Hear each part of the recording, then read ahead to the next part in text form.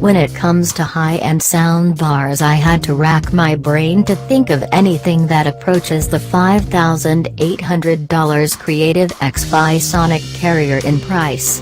Pricing outside the US wasn't mentioned, but that price converts to around £4,225 or $7,330 maybe Paradigm, or Bowers and Wilkins. Surely GoldenEar has something? It's safe to say there has been nothing like the sonic carrier before.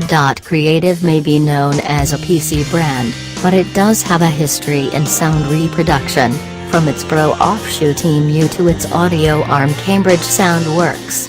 It also has made a number of budget sound bars, including the Katana, but none like this. The build-to-order sonic carrier is polarizing. It has flashing RGB lights. It has 1000 watts of power. And a massive subwoofer.